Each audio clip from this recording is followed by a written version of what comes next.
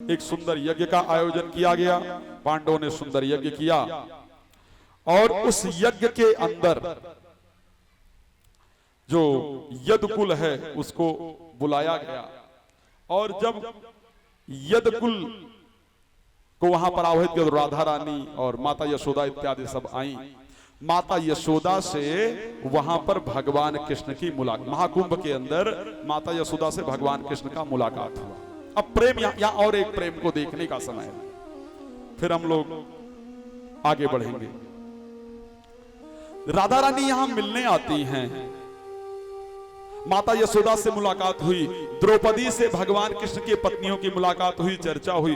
भगवान से भगवान कृष्ण की पत्नियां कहती कि एक बार हमको राधा रानी के दर्शन करने का विचार है, अगर आप आज्ञा दें तो हम राधा रानी के दर्शन कराएं। भगवान ने कहा कि जरूर जाओ, लेकिन खाली हाथ मत जाना।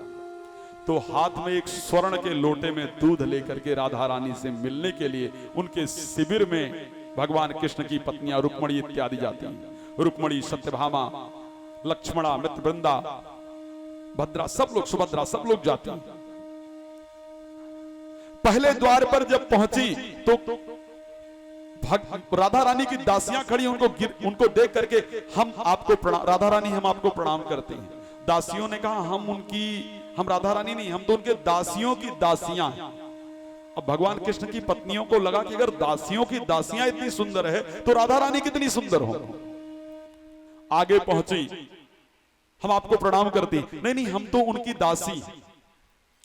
जब 7 द्वार पार करके पहुंची तो ललिता, विशाखा खड़ी हैं, दौड़ करके चरणों में, राधा रानी हम आपको प्रणाम करती हैं। उन्होंने बताया हम राधा रानी नहीं हैं, हम तो उनकी दासी। अंदर गई तो राधा रानी शांत, बहुत सुंदर सौम्य स्वरूप, चंद्रमा चमक रहा हो इस प्रकार का सुंदर चेहरा राधा रानी बैठी। राधा रानी से चर्चा किया, बोले हम आपके लिए दुग्ध लेकर के आए। राधा रानी कहती जिस दिन से मेरे प्रियतम कान्हा मथुरा छोड़ करके गए उसके बाद मैंने दूध को देखा भी नहीं, पीने की तो बात छोड़ो। गर्म दूध लेकर जाती हैं। जैसे ही भगवान कृष्ण की पत्नियां कहती हैं कि ये दूध तो उन्होंने ही भेजा है, वो लोटा छीन करके वो पूरा दूध पी जाती हैं। वो दूध गर्म था। उसके बाद जब रुक्मणी इत्यादि वहां से आती हैं, भगवान कृष्ण के चरणों को दबाती हैं तो भगवान कृष्ण के चरणों में छाले पड़े हुए हैं।